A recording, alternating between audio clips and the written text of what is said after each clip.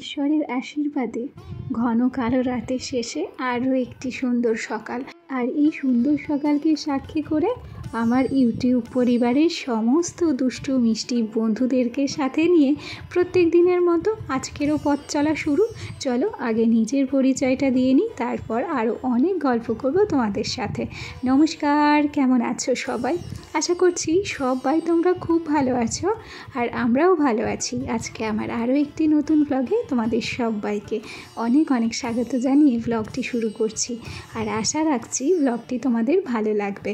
যাই হোক, ঘড়ির কাঁটায় বাজছিল 6:25, আর সেই সময় থেকেই আজকে ভিডিও করা শুরু করেছি।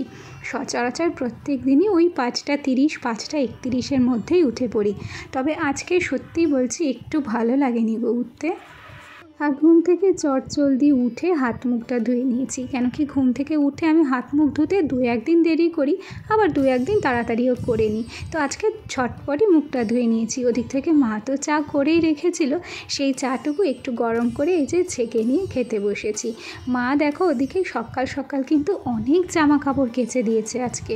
আর আমাদের বাড়িতে জানো, রোদ ওঠার আগে আগে জামা কাপড়গুলো কাঁচা হয়ে যায়। তাতে কি হয়, অনেক সকাল সকাল জামা কাপড়গুলো শুকিয়ে যায়।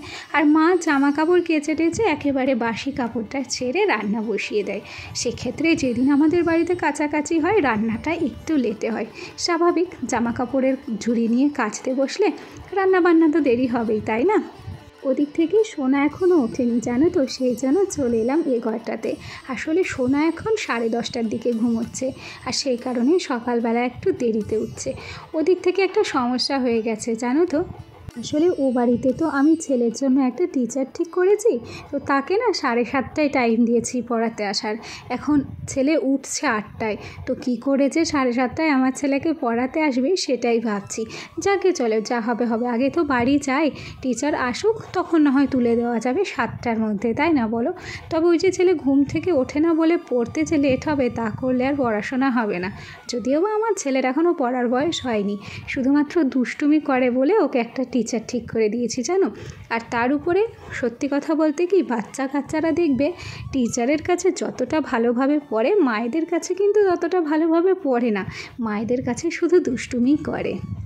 তো যাই হোক, এ পর্যায়ে তোমাদের সাথে গল্প করতে করতে এ ঘরে এসে ওই দিক থেকে আলনাটাকে পরিষ্কার করে নিয়েছি। আলনাটাকে পরিষ্কার করার পর একটু গুছিয়ে নিলাম, আর হালকা হাতে খাটটাকেও পরিষ্কার করে নিচ্ছি। আর জানো তো, এই যে জায়গাগুলো, খাটের স্ট্যান্ড, এগুলোতে যে কী পরিমাণ ধুলো হয়েছিল তোমাদের ধারণার বাইরে। আমার বর তো খেয়ালই করেনি, নাহলে আমাকে খিটখিট করতো। আজকে যখন আমার চোখে পড়লো, ভাবলাম দেরি নয়, আজকেই এগুলো পরিষ্কার করে নেব। মেয়ে হয়ে জন্মেছি, সংসার সাজিয়ে গুছিয়ে রাখা, সাংসারিক জিনিসপত্রগুলোকে পরিষ্কার পরিচ্ছন্ন রাখা, সেটাই তো আমাদের প্রধান দায়িত্ব। তবে শুধুমাত্র এই সংসারের কাজকর্মে নিজেকে বাধা রাখলে চলবে না গো। নিজের ব্যক্তিসত্তাকে উন্মুক্ত করতে হবে, নিজেকেও একটু স্বাধীনতা দিতে হবে। কেন কি, সংসারের চাপে পড়ে পড়ে আমাদের নিজের ইচ্ছাগুলো কিন্তু অবদমিত হয়ে যায়।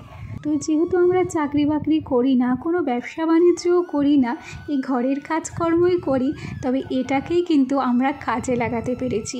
এই সুন্দর একটা প্ল্যাটফর্ম আমাদের সামনে হাজির হয়েছে, যেখানে আমরা প্রত্যেকে নিজেদের দৈনন্দিন জীবনযাত্রা শেয়ার করতে পারি, আর নিজেকে একটু স্বাধীন করার চেষ্টা কিন্তু করতে পারি, তাই না বলো? যাই হোক, তোমাদের সাথে গল্প করতে করতে ঘরটাকে ঝাড় দিয়ে নিয়েছি, আর তারপর ঘরটাকে অর্ধেক সবে মুছেছি। আর তখনই চলে এসেছে দুধ দিতে।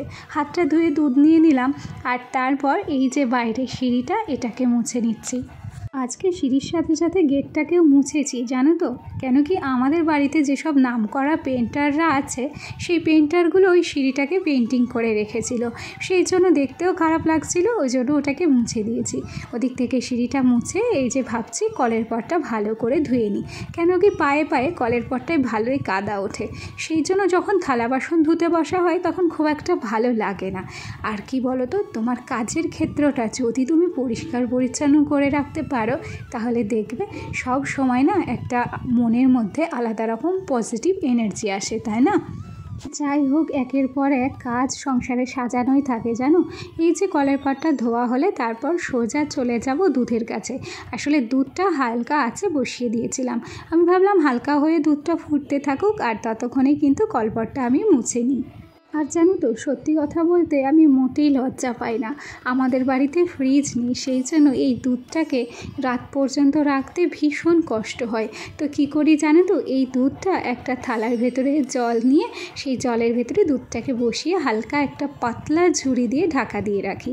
তাতে করে কি হয়, দুধটা নষ্ট হয় না। তবে ওই দুপুরবেলা মাঝে একবার জাল দিতে হয়, আর বিকেলবেলা সোনাকে খাওয়ানোর সময় একবার জাল দিতে হয়, তাহলে দুধটা আর নষ্ট হয় না। এই যে দেখো, বলতে বলতে থালাটা কিন্তু রেডিও করে নিয়েছি জানো তো। আর এই যে জলও নিয়ে নিয়েছি, তারপর বসিয়ে দিলাম। এবার এটাকে ঝুড়ি দিয়ে ঢাকা দিয়ে নেব। তবে যাই হোক, আমাদের মতো নিম্নবিত্ত পরিবারে চট করে বললে ফট করে সব আশাগুলো পূরণ হয়ে যায় না। তার জন্য একটু ধৈর্য ধরতে হয়, অনেকটা অপেক্ষা করতে হয়। তবে ওই যে সিমেন্টের কোম্পানি থেকে আমরা ওয়াশিং মেশিনটা পেয়েছি, আর কিছুদিন পর আরেকটা কোম্পানি থেকে ফ্রিজটা পাওয়ার কথা আছে। তো সেই জন্য আরও বাড়ি থেকে ফ্রিজটা কিনছে না, নাহলে হয়তো ওই কিস্তি মিস্তি করে একটা ফ্রিজ আমাদের কিনে নেওয়া হয়েই যেত। তো দেখা যাক কবে কি জিনিসটা পাওয়া যায়। যদি না পাওয়া যায় তখন তো অগত্যা একটা ফ্রিজ নিতেই হবে। কেন কি এখন গ্রাম বলো আর শহর, একটা ফ্রিজ ছাড়া কিন্তু চলেই না। তবে আগে তো তাপপ্রবাহ এত ছিল না, গ্রামের মানুষেরা ফ্রিজ ছাড়াই চলতে পেরেছে। ফ্যান ছাড়াই হাত পাখার হাওয়াতেই কিন্তু চলে গেছে সারাটা গরম। তবে এখনও সেটা চলে না। যাই হোক, যুগের সাথে তাল মিলিয়ে চলতেই হবে, কিছু করার নেই। তোমাদের সাথে গল্প করতে করতে ঘড়ির কাঁটায় 8:10 বেজে গেছে। ওদিক থেকে সোনা উঠে গেছে, আর এদিক থেকে মা কিন্তু রান্নাও চাপিয়ে দিয়েছে। আর এই যে সোনার জন্য খাবার রেডি করে নিয়েছি। আজকে সোনাকে দিয়েছি দুধ দিয়ে কর্নফ্লেক্স। কেন কি, ওই যে সোনার কমপ্ল্যান, পিডিয়াশিওর এগুলো কিন্তু শেষই হয়ে গেছে। আর এ পর্যায়ে দেখো, সকাল 8:15 বাজছে, আর কি পরিমাণে মেঘ করেছে। চলো ঝটপট করে জামাগুলো মেলা ছিল সেগুলো একটু তুলে নিচ্ছি। তা না হলে মনে হচ্ছে যা বৃষ্টি নামবে, বৃষ্টি হয়তো আজকে আর সারাদিনে থামবে না। তার সাথে সাথে দেখবে চলো, একটু যেই মেঘ হয়েছে আর অমনি আমাদের কারেন্ট চলে গেছে। ঘড়ির কাঁটায় বাজছে 9টা, আর এ পর্যায়ে বাইরে কিন্তু বৃষ্টি শুরু হয়ে গেছে। যাই হোক, চলে এলাম এই ঘরটাতে।